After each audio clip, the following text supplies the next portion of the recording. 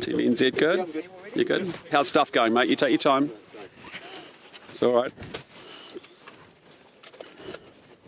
If it starts raining, mate, we're blaming you. Just so I know, you're not going to be popular with your colleagues.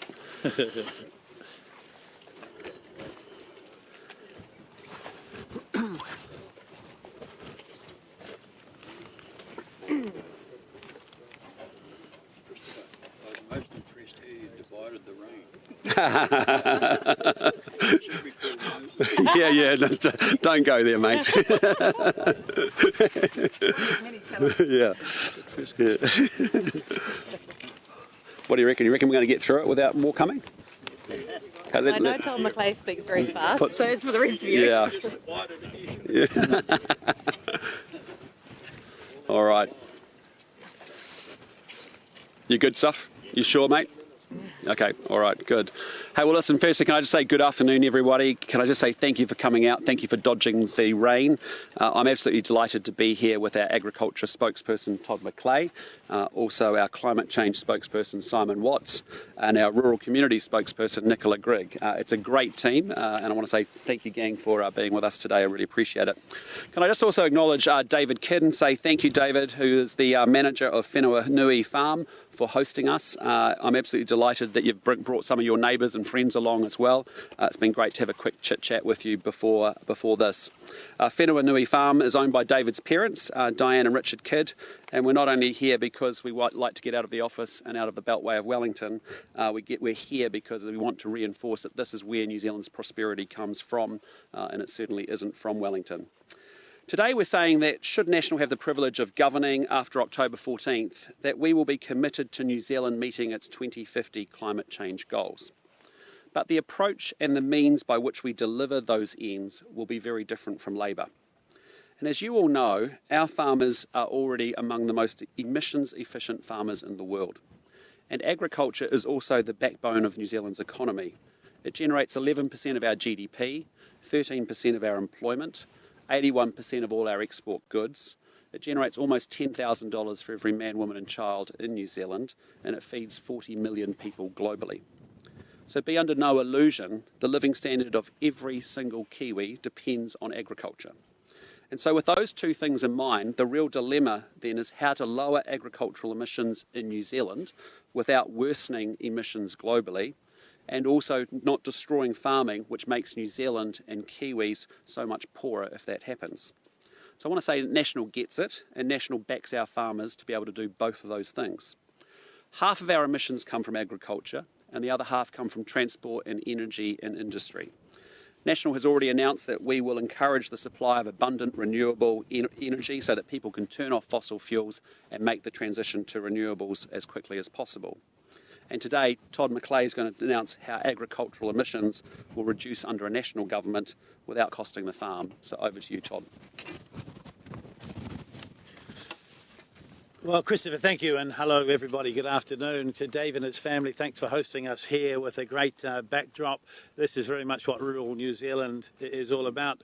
Yesterday you might have heard Christopher National announce we will end New Zealand's ban on gene editing and gene modification. This law largely prohibits GE and GM in New Zealand and was passed in 1996 and last amended 20 years ago. In the meantime, all sorts of scientific advances have become possible that could help New Zealand reduce agricultural emissions and improve agricultural productivity. For example, gene-edited crops that inhibit the production of methane when consumed by livestock are being trialled or used overseas, but are restricted and not able to be used by New Zealand farmers to help meet their obligations. So the first part of National's policy to reduce agricultural emissions that we're announcing, reaffirming today, is to give farmers the tools they need to make those reductions. This means ending the effective ban on GE and GM and stimulating ways to ensure that New Zealand can meet these obligations in a way that does not reduce productivity or harm jobs in the economy.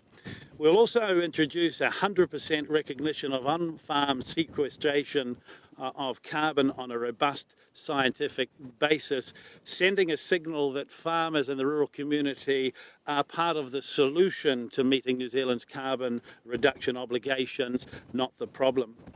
The second part of our policy is the fair and sustainable pricing of on-farm emissions by 2030.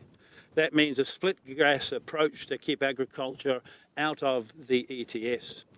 Prices set to reduce emissions, but without sending agricultural production overseas to less carbon efficient countries that would make New Zealand poorer and actually be worse for the world's climate. And we'll review the methane targets for consistency with no additional warming from agriculture using robust internationally recognised science. The date that has been agreed for pricing emissions or proposed by the Labour government was 2025, which is just 18 months away. This is too soon for our agricultural sector to get the reduction mechanisms in place. The government's had 6 years to begin a reduction regime, but has done nothing except talk and blame farmers.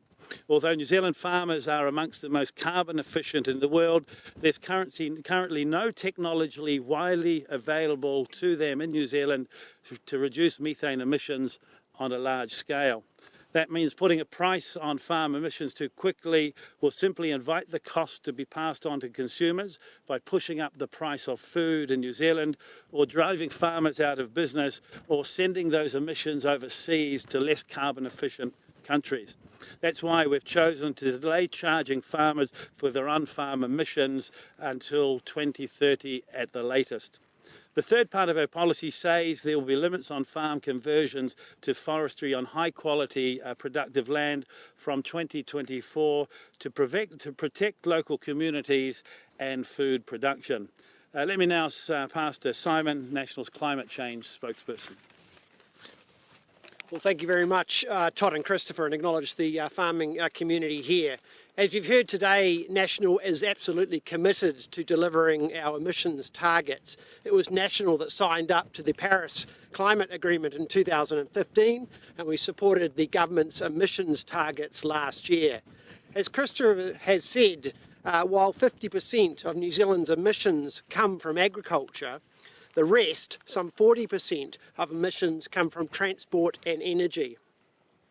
National has already announced our Electrify New Zealand policy, which will make it easier to consent renewable energy projects, especially for solar, wind and geothermal. Also, will remove the need to consent for upgrading existing transmission and lines infrastructure. It is estimated that switching the transport and energy sectors to electricity will get to New Zealand to a third of the way of meeting its emission reductions targets.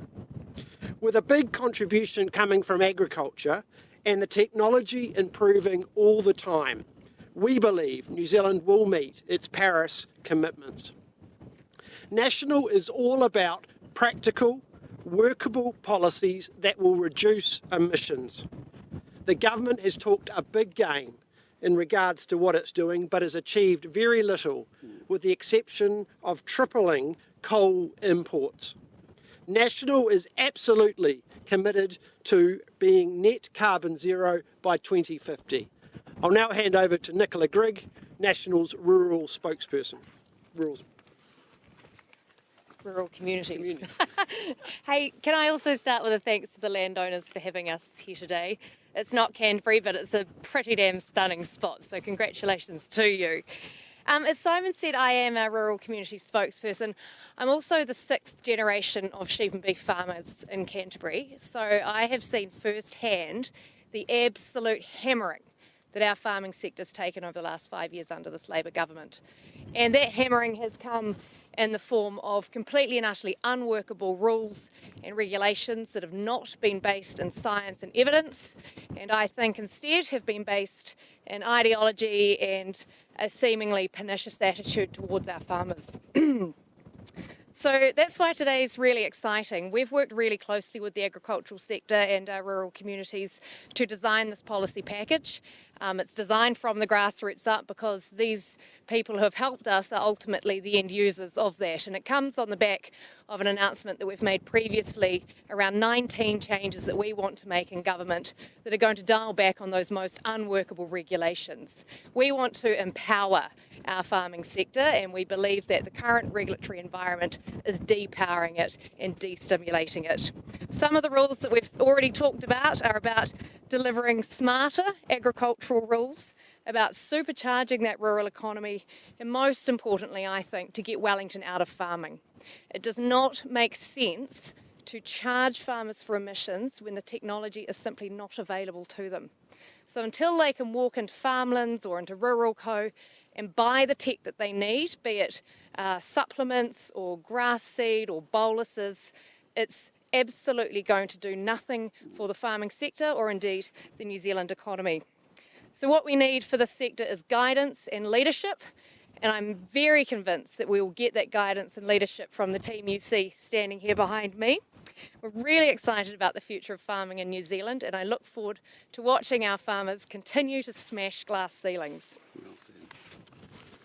Well, can I just say thank you to Todd and Simon and to Nicola, and with that, happy to take any of your questions.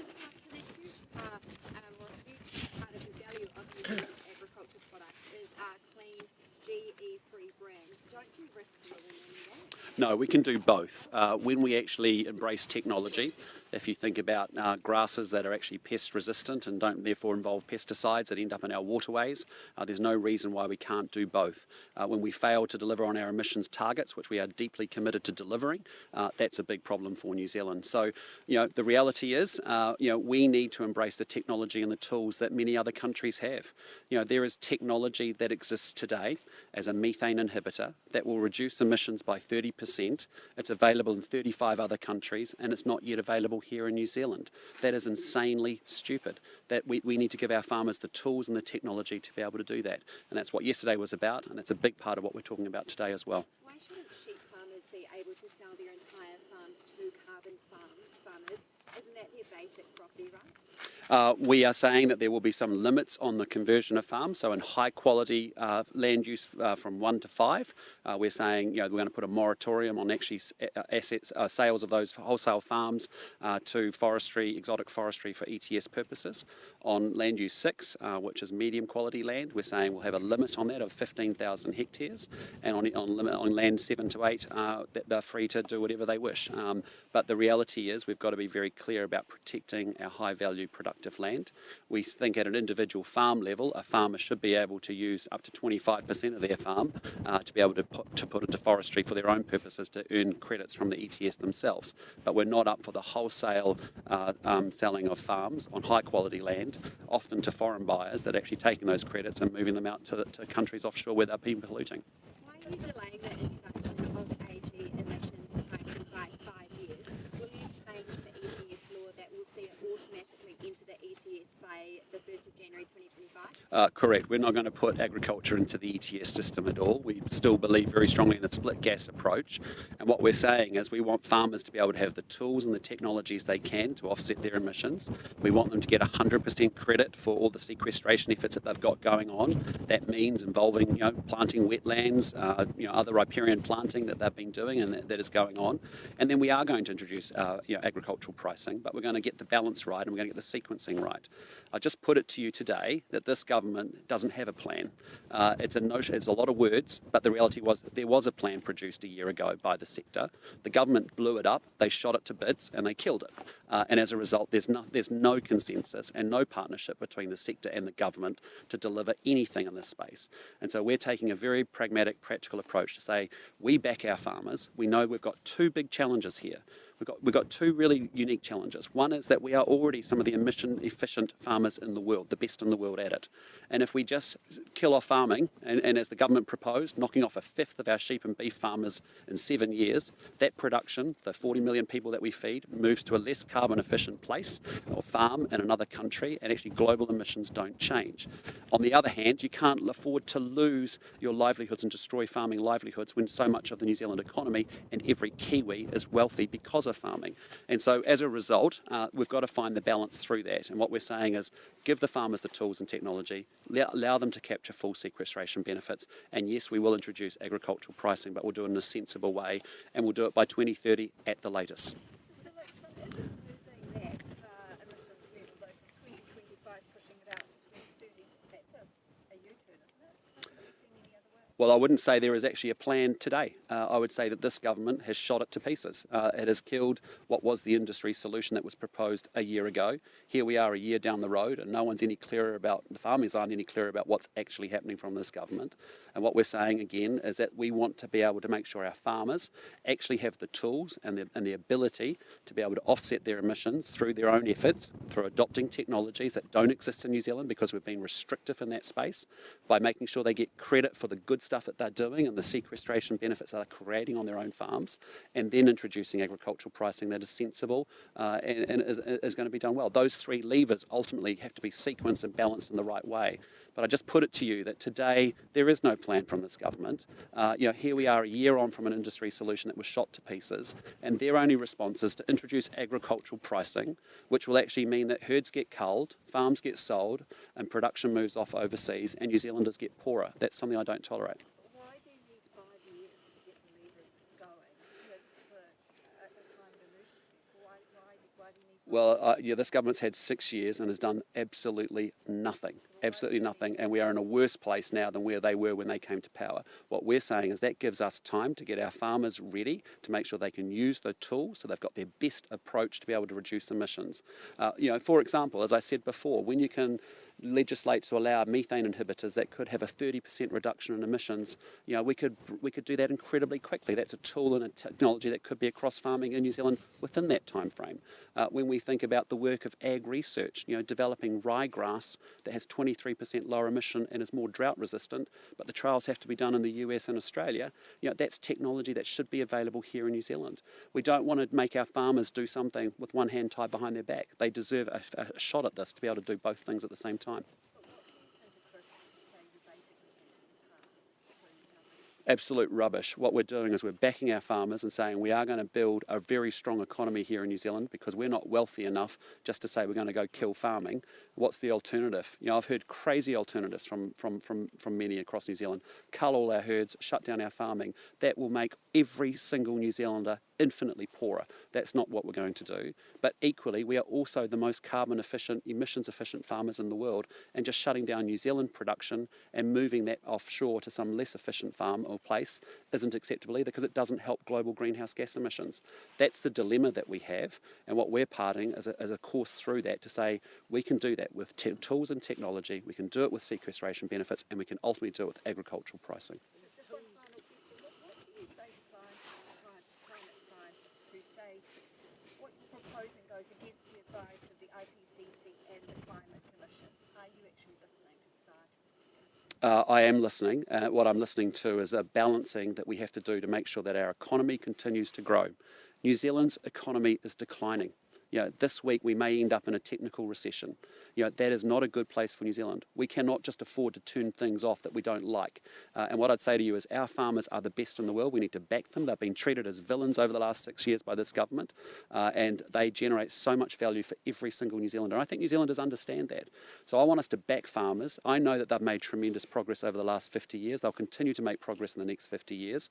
We are serious about delivering the 2050 net zero goals, but we're also serious about growing our economy so that New Zealanders can get ahead and do well in the world.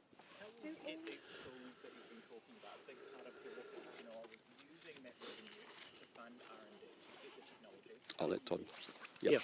Yeah, thank you. Well, the sector itself, through a partnership with the major companies and some of the agricultural leadership groups, have been contributing, collecting levers, contributing already. We support that, but are putting in that we expect them to continue that. In talking to them and to the science community, actually the number one thing that needs to be done to deliver those solutions is to get some of those regulatory roadblocks out of the way.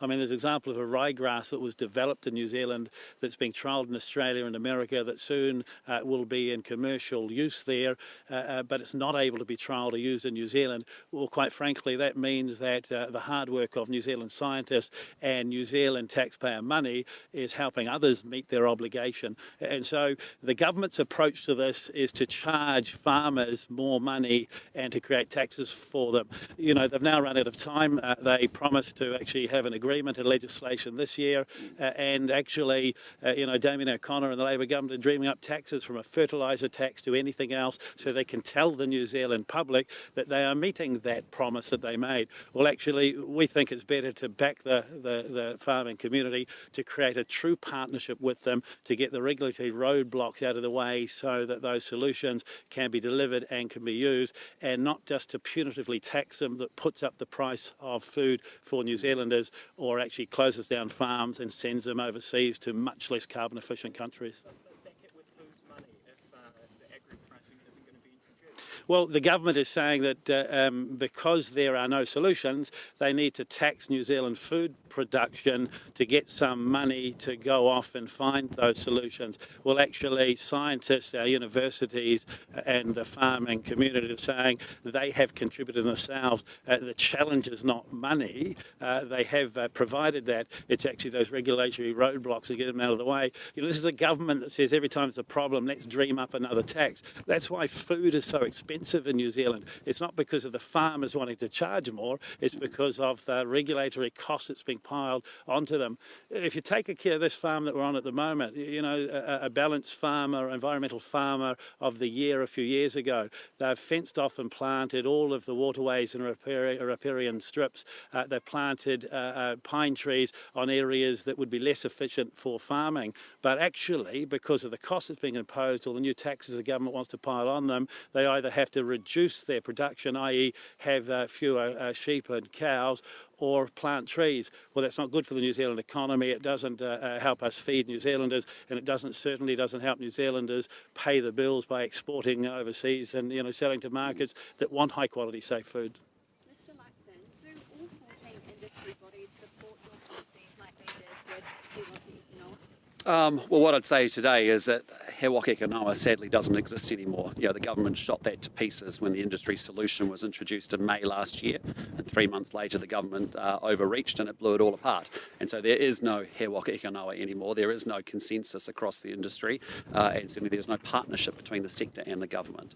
We've had good support in the conversations that we've had with some of those industry bodies already, and we expect to have more throughout the course of the week as well. So is that answer no, that you don't have support from all of those 14 bodies? We have a good support. I can't remember whether it's all 14, but I've spoken. I know Todd has spoken to many of them. What would you say, Todd? Yeah. Best answer it? Look, we've been working very closely with the sector, with those bodies and with farmers directly over a number of months. We've started to build what actually is a true partnership with them. It's something the Labor government said they wanted to do, and they turned their back on farmers and walked away. It will be for each of those to speak, those groups within He Waka Eke Noa to speak for themselves, but there is very strong support for that.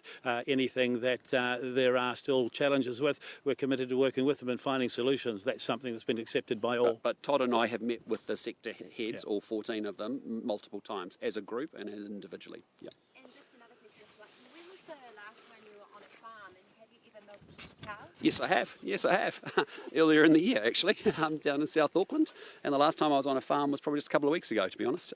So I try and get out on it's a novel idea, but I go to Wellington Tuesday, Wednesday and try and get out of there as fast as possible and actually spend Thursday, Friday, Saturday going up and down this country, often doing a farm visit, sometimes every week, sometimes every couple of weeks. So, no, I spend a lot of time on farms, and I like spending time with the 35 to 45-year-old young farmers who have to think very deeply about where farming and agriculture goes in the next 50 years. And I tell you, we've got some uber smart people, and that's an incredibly exciting and fascinating industry. And I just wish more New Zealanders could actually experience it and actually see it for themselves. If you just watch the Dairy Industry Awards, I just encourage the media, why don't we televise that? Because I think you'd be really inspired by the amazing young people that are in this sector and the incredible things that they're doing. So, yeah. Well, with that, can I say thank you so much? Oh, sorry, last question. Yes, sorry. Just from our gallery team, I just want to know, doesn't this mean New Zealand won't meet its target of 30% methane reduction by 2050? I'll let Simon answer that as climate change. No, it doesn't. Actually, in our view, we have the ability to meet those methane targets. Our policy does also include a review of the measures for methane, and we will be driven by the science in regards to that. Overall, this is a long-term game. We need to be net zero by 2050, and we're confident that this policy will enable us to do that. It's critically important. 50% of the emissions come from this sector, and this policy that we've announced today will allow us to achieve those targets. So you're taking a longer term view rather than that 2050 No, what I said before is that our view is that we are on track to be able to achieve our goals in 2030. What I'm outlining to you is actually this isn't all done and dusted at 2050. We need to take a long-term perspective. This is a marathon, not a sprint. So the technology is there, you're saying, to reduce emissions. Why not simply just price the emissions or graduate it over a much shorter time frame and then people can make their own decisions?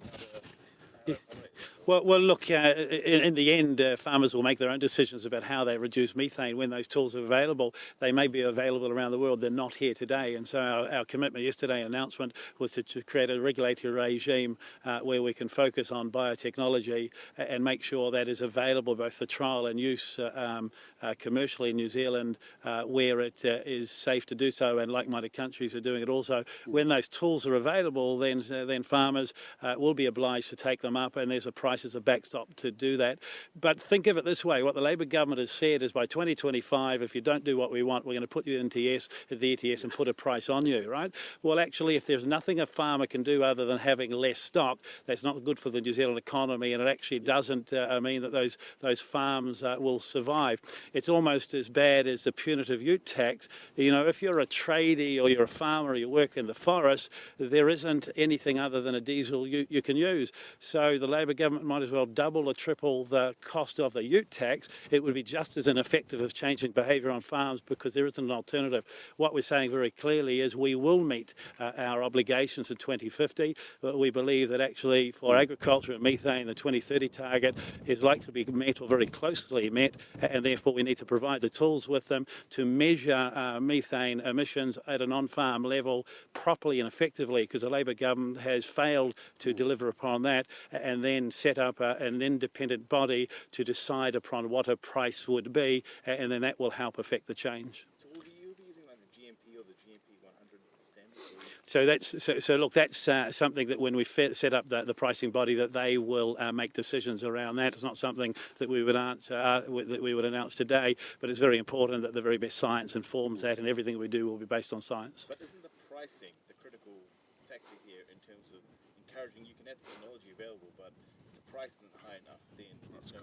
Well, that's why we're going to set up a pricing panel to assess those based upon the principles around pricing that was set, and to make those decisions. You'll see in the policy document that we will, through legislation, create the framework for them to do that, set the time frame for them to, which is no later than 2030, and then they will make that decision. You know, currently the Labor government, has the Climate Commission offering them advice, and then they get to do what they want. What we're saying is this body that will be established will make that decision. It won't be for Cabinet to then agree it, but the Minister of Climate Change and the Minister of Agriculture will have a veto over that if we think that it won't drive the outcomes we require around reduction, or if it's going to just merely push jobs and production overseas. But the time frame of pricing has been pushed out, right? So can you understand the frustration of some people who are concerned about the climate change issue?